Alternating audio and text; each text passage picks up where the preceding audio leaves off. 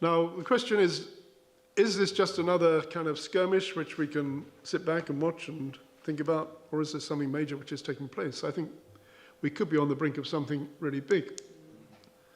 Same time, there could be a back down, and people could actually say, well, we've got to not hit the brink and make some kind of a peace settlement. If Israel does make a ceasefire in Gaza and accepts terms which are given to them, then it's possible that these other people could back down, but it doesn't look pretty likely at the present time. And in the Bible, it does tell us that in the last days there's going to be a time of trouble centering on this region. Book of Jeremiah, you have a passage which speaks about the time of Jacob's trouble. Speaks about Israel being regathered from the nations, and it speaks about a time when there'll be a trouble. Jeremiah chapter 30, verse 3, it says, "Behold, the days are coming that I'll bring back from captivity my people Israel and Judah, and I will cause them to return to the land that I gave to their fathers, and they shall possess it." So prophecy speaking about Israel being restored to the land I gave to their fathers. Their fathers are Abraham, Isaac, and Jacob, which God made a covenant with Abraham to give him a multitude of descendants and the title deeds of ownership of the promised land, which is the land of Israel. Jeremiah says he's going to bring them back. And then it says, these are the words that the Lord spoke concerning Israel and Judah. Thus says the Lord, we've heard a voice of trembling, of fear and not of peace. Ask now and see whether a man is ever in labor with child. So why do I see every man with his hands on his loins like a woman in labor, and all faces turn pale? Alas, for that day is great, so that none is like it, and it is the time of Jacob's trouble, but he shall be saved out of it. So the prophecy actually speaks about a time of unique trouble which is going to come at the end of days, but also says that Israel is going to be saved out of it. Goes on to speak about Israel being corrected for something they got wrong. And it says that in the latter days you're going to understand this. So you're going to understand this in the latter days. Be'acharit hayamim in his Hebrew. As far as I'm concerned, we're living now in acharit hayamim, the latter days, and you're going to understand it.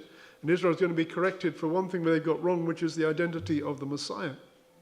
And through these troubles which are coming upon the Israel at this present time, God's purpose actually is to bring them to recognize that there is a major mistake which Rabbinic Judaism has made for centuries, been reinforced by the wrong teaching of the church, which has taught hatred towards the Jews and persecution of the Jews, and has hid Jesus from the Jewish people. But the fact is that Jesus is the Jewish Messiah, and he's the one who has come and the one who's coming again. So in the end, all this stuff which is going on is actually pointing to a final event when Jesus, Yeshua, is going to come back again and sort out the mess which is there in the Middle East and take up rule from Jerusalem and bring peace and justice to the Middle East through his reign on earth. And Jesus himself said that Jerusalem is going to be trampled down or trodden down of the Gentiles until the times of the Gentiles are fulfilled. In Luke 21, he speaks about the armies gathering together around Jerusalem, which will lead up to the second coming of Jesus the Messiah. So the big question is, are we on the way to that? Now, obviously we can see some parallels with current events, but we can also see that there are things which are not yet in place. But we can see that basically events are moving in the direction of major trouble in the Middle East. Now, if I didn't believe the Bible, I would say that Israel's chances of survival in the end are pretty low, because it's got so many people arranged against it. But because I do believe the Bible and I believe that God is in control, then he is going to preserve Israel and save Israel from their enemies. And we could see some major intervention of God. Some would say already there are interventions of God which are taking place. In fact, after the event in April when the Iranians sent all those missiles over and they were all taken out except one, I think one or two, somebody said that statistically it was impossible for that to happen. It had to be a miracle of God, an intervention of God. Well, you can take that or leave it, but it's interesting to see that Jewish people also are talking about this. Now, if you were present when I did the talk, I think 2 weeks ago, about the rabbi, one of the things which the rabbi brought up was that in Rabbinic Judaism there is an expectation of the coming of the Messiah, who in Judaism is not Jesus. In Judaism, the Messiah is a great man who's going to come and sort all these issues out. But they recognize that before the coming of the Messiah, there's going to be a time of trouble. And the rabbi quoted actually from Ezekiel chapter 38. Now, at the time, because my time was running out on that occasion, I didn't have time to look at Ezekiel 38, but we are going to have a bit of a look at Ezekiel 38 now. So if you've got Bibles, you'd like to turn to it, please do. If you haven't got the Bibles, we can get you one.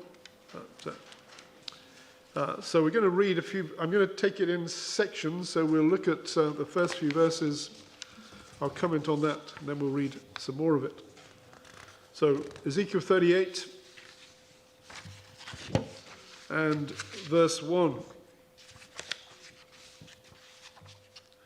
Now the word of the Lord came to me, saying, Son of man, set your face against Gog of the land of Magog, the prince of Rosh, Meshech, and Tubal, and prophesy against him, and say, Thus says the Lord God, Behold, I am against you, O Gog, prince of Rosh, Meshech, and Tubal. I will turn you around, put hooks in your jaws, and lead you out with all your army, horses and horsemen, all splendidly clothed, a great company with bucklers and shields. Excuse me.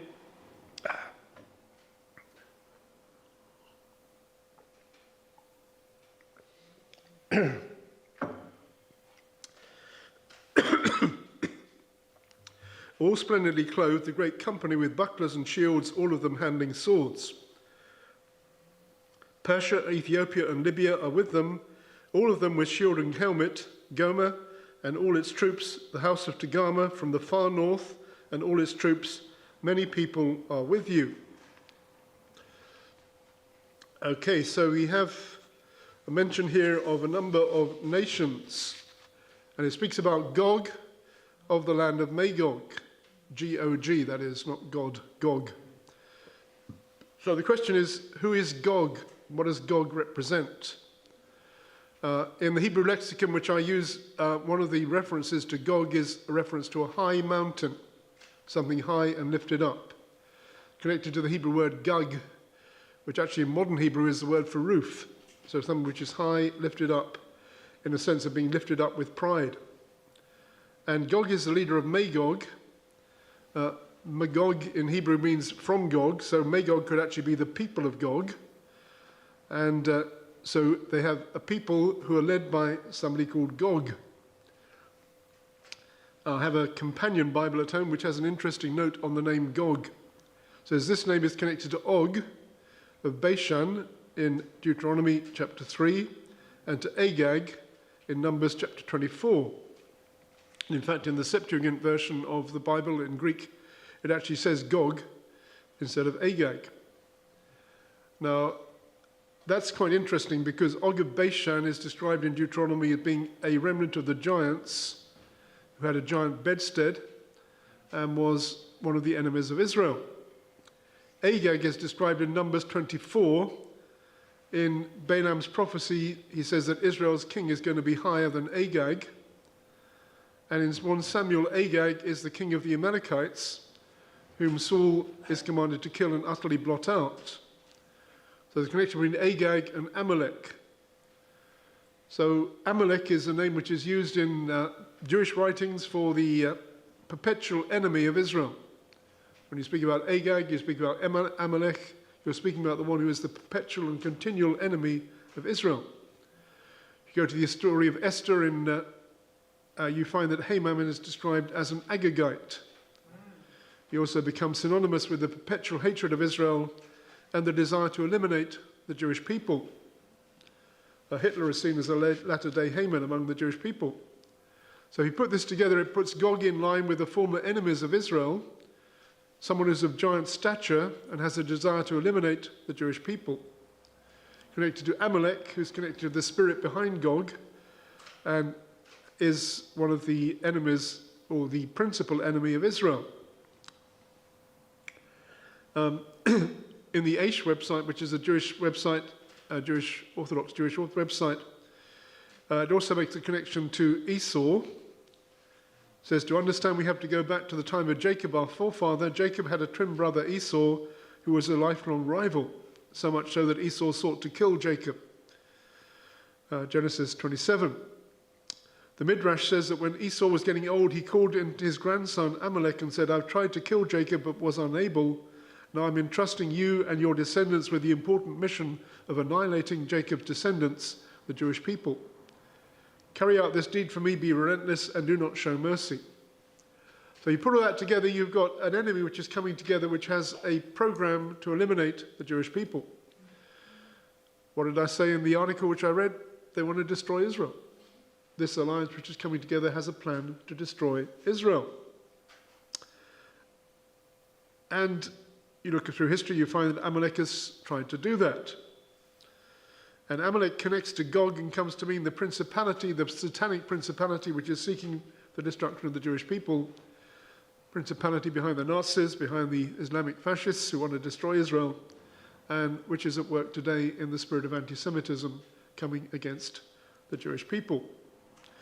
Now, coming back to the text in Ezekiel, we find that he's the leader of Magog, and he comes from the far north. You go to verse 6, it speaks about coming out of the far north. Verse 15 also talks about the far north. You come from your place out of the far north. 39 verse 2 also speaks about coming from the far north, bringing you against the mountains of Israel. So you're going to have to ask the question, if you go north from Israel, where do you get to? First place you get to is Syria. Now, it obviously is not referring to Syria because Syria is not the far north. Also, it was referring to Syria. It could just use the name Syria because that's a Bible name. North of Syria, you come to Turkey, which today is an Islamic power which is hostile to Israel. There's one possibility. Go further north and you come to where? Russia. Nissi Rosh, Prince of Rosh. Kind of interesting. Meshech and Tubal. Meshech could actually be one of the ancient names for Moscow. Tubal could be a city in Soviet Asia called Tobolsk. Possibility. And some have said that this principality which is going to come against Israel is led by a force from Russia. Now again, that's a bit difficult at the present time because Russia is tied up with a war in Ukraine, which it's doing very badly in, and its army has actually been mauled in that event. It's lost a lot of troops. I think some 500,000 people have been killed or wounded from its army. Lost a vast amount of kit, tanks and all that kind of stuff. So is Russia in a position now where it could get involved in another war in the Middle East? On the other hand, Russia has already got a base in Syria. It's got forces in Syria. It's even I've got pictures of Russian forces going to the south of Syria, lining up against the Golan Heights, looking into the north of what is now Israel.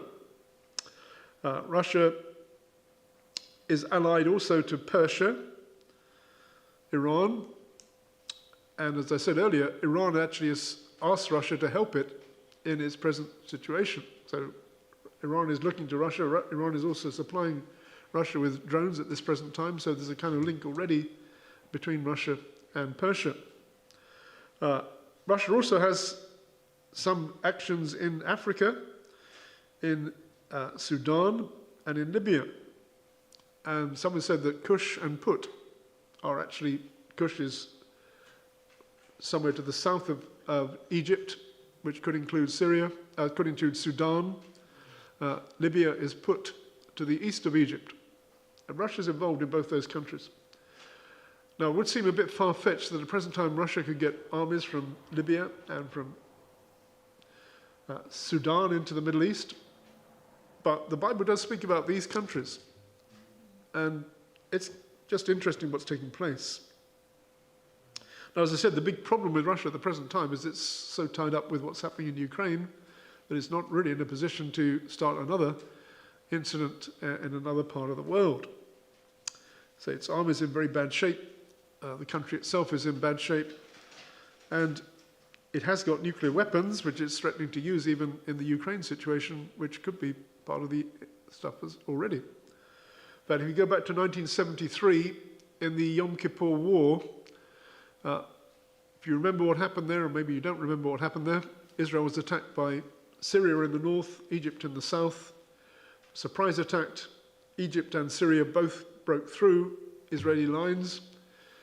Israel looked as if it was possibly going to be in real danger of losing that war. Then they got some reinforcements from America. They fought back and pushed back, and eventually Israel was on the road to Damascus and on the road to Cairo, pushing back the Syrian and the Egyptian armies. At that time, Brezhnev was in power in the Soviet Union, and Brezhnev sent a note to the Americans saying that if Israel doesn't withdraw, they will destroy Israel with nuclear weapons. America then set off a nuclear alert, and the crisis was kind of averted. Kissinger brought about a peace settlement, and Israel withdrew from Damascus and from Cairo, and it was kind of resolved. But it's interesting that actually at that point Russia did threaten to destroy Israel with nuclear weapons. Now we know also that Persia, Iran, is in the process of trying to acquire nuclear weapons. So you have another nuclear dimension in this whole situation. So those are some of the issues involved. You've got Persia, Iran, you've got Kush, which is probably Sudan, you've got Put, which is probably Libya, and you've got Tagama, which many people believe is relating to parts of Turkey. And as I read earlier in this talk, Erdogan has just made a statement that he's talking about invading Israel from Turkey, which is kind of strange. But could that be another dimension?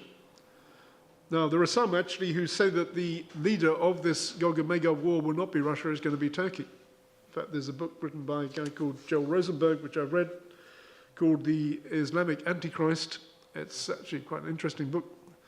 And he posits that actually the leader of this war will come from an Islamic force which will come against Israel, and it'll be based probably from Turkey, coming from the north. Again, that's a possibility. I don't know if you know that the Muslims have this idea of the Mahdi coming.